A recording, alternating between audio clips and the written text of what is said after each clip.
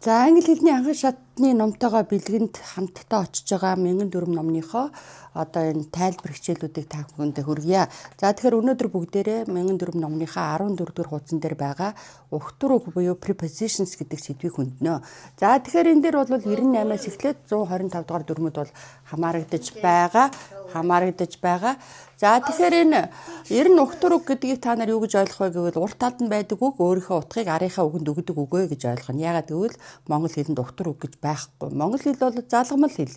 Залгамал хэл учраас бид нар одоо нөгөө нөхцөл дагавар төгсгөлийн тусламжтайгаар нэг үгийг нөгөө үгтэй холбож агаад өгүүлбэртэйгээд нэгнтэйгээ харьцдаг. Гэтэл англи хэлэнд бол тэрийг бол ухтар үг гүйцэтгэдэг байх нь шүү дээ. За ухтар үгийг дотор нь дөрв хаадаг. Ерөнхий ухтар үг, хугацаа заадаг ухтар үг, чиглэл заадаг, байрлал заадаг гэдэг дөрв хуваачдаг. За эхлээд бүгдээрээ энэ general prepositions буюу одоо ерөнхий ухтар үгийг үзье л да. За тухайлбал одоо энэ about гэдэг ухтар үг маань бол арийнхаа үг нь тухай талаар гэдэг утгыг өгнө. Жишээ нь about me гэвэл миний тухай, about Чингис хаан гэвэл Чингис хааны тухай. За хоёрдугаарт нь болохоор for гэдэг ухтар үг бол төлөө зориулж гэдэг утгыг өгнө. Жишээ нь дорж гэвэл доржид зориулж доржийн төлөө гэдэг үг болох нь шүү дээ. За мөн одоо from гэвэл гарахын тялгалын Асиас Осус гэдэг утгыг өгнө. From Улаанбаатар to Beijing гэвэл одоо Улаанбаатараас Бээжин лөө. За to гэж гэвэл одоо чиглэл зааж байгаа рүү дээтэй гэдэг утгыг өгчдөг. За тэгэхээр to me гэвэл надад, над руу гэсэн үг. За with гэдэг энэ ухтар үг бол ерөөсөө энэ хамтрахын тялгалын таатай тоотой гэдэгтэй утга дүүцдэг. With me гэвэл надтай, with you гэвэл чамтай гэсэн утгыг гаргана. За одоо чинь tea with sugar гэх юм бол эсэн чихэртэй цай гэсэн үг болчихно.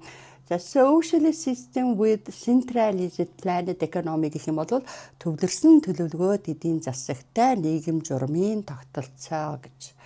За without гэж ивэл энээс эсрэгээрээ тийм юмгүй гэсэн үг. Тухайлбал одоо without you гэвэл чамгүйгээр, yogurt without sugar гэвэл эсэн чихэргүй тарг гэж ойлгоно. За during гэдэг маань үеэр, during наадам фестивал гэх юм бол наадмын үеэр. За till until гэдэг маань хүртэл гэсэн үг.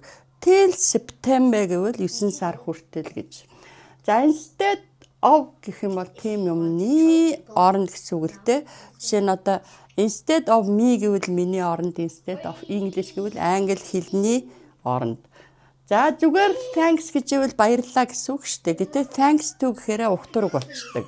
За сайн сайхан юмны ачаар гэсэн үг. Thanks to you гэвэл чиний ачаар, thanks to English гэвэл англи хэлний ачаар гэсэн үг болчихдог. За зүгээр because гэж яах юм бол энэ маань холбоос үг болоод яагаад гэвэл гэдэг учир шалтгаан заадаг. Гэтэл because of гэх юм бол муу мухай олиггүй тааруу юмны улмаас, тийм юмнаас болоод гэд нэг жахан тааруухан юм дээр хэрэгэлдэг ухтар үг болно. Жишээ because of the rain гэвэл борооны улмаас, because of you гэвэл чамаас болоод гэж ойлгоно. За энэ in order to гэж байгаа дүүд үг хэлээд байхаар энэ маань араасаа үүдэг авдаг цорын ганц ухтар үг бөгөөд зориг заадаг байцыг гүйцэлдүүлдэг тэгхийн тулд гэдэг үг болчихдээ. Тухайлбал in order to play basketball гэвэл сагсан бөмбөг тоглохын тулд, in order to bake a cake гэвэл бялуу хийхийн тулд гэдэг юм ухтар үг болдог байна шүү дээ. За дараагаар нь бол одоо энэ байрлал заадаг ухтар үг байгаа. За байрлаглыг заахтаа бид нэр одоо жишээ нь одоо энэ chest буюу авдар гэдэг үг авч байгаа. Одоо энэ байрлалуудын янз бүрээр зааж үзье. Энэ гэдэг маань дотор гэсэн үг. In the chest гэвэл авдар дотор гэсэн үг. On the chest гэвэл авдар дээр гэсэн үг. За энэ дээр нэг ухтар үгтэй холбоотой нэг бас нэг чухал дүрмийг хэлж өгөхөд та нар шууд on гэж ухтараа бичингүүтээ араас нь chest гэж шууд хэлж ерөөсөө болохгүй. Эсвэл миний чиний манай танаа гэдэг одоо хамаатуулах төдөөний үг байх хэрэгтэй. On my chest гэж. Эсвэл дэ гэдэг ялгамж байх хэрэгтэй. Хоёулаа байж бас болохгүй.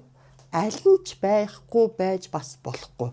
Өөрөөр хэлбэл on the chest гэвэл одоо авдар дээр гэдэг байрлалыг зааж гин гадаргуугаараа нийлсэн дээрийг. Гэтэл on гэж яагаад одоо шууд дэ гэдэг ялгамжгүйгээр шууд ингэ биччих юм бол энэ маань юу вэ гэхээр асуудлаарах гэдэг үг болчихдээ. Тэгмээс on decreasing air pollution гэх юм бол энэ маань агаарын бохирдлыг бууруулах асуудлаарах гэсэн үг. On гэж байгаад одоо шинэ тийм ээ game animals гэдэг тавьсан байх юм бол энэ агнуурын амьтдын талаарх гэсэн үг болдог байна шүү дээ.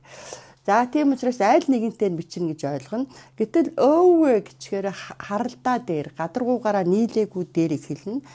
За behind the chest гэвэл авдраны арталд, under the chest гэвэл авдар доор, near the chest гэвэл авдраны ойролцоо, next to the chest гэвэл авдраны хажууд, not far from the chest гэвэл авдарнаас холгүй, opposite the chest гэвэл авдраны эсрэг талд.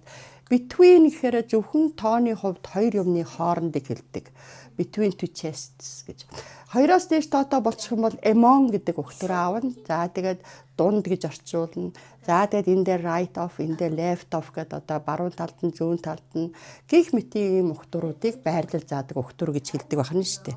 За тэгэхээр энэ өгтөр өгүүдээ та нар одоо батжуулахын тулд номныхоо одоо 31, 32, 33 дугаар дасгалуудыг заавал ажиллаж батжуулаараа тэгээд хариу нь болохоор арталдаа байгаа шүү дээ. За дараагийн хичээл хүртэл баяртай. Дараагийнхаа хичээл дээр бүгдээрээ баяртайгаар эргэж уулзъя.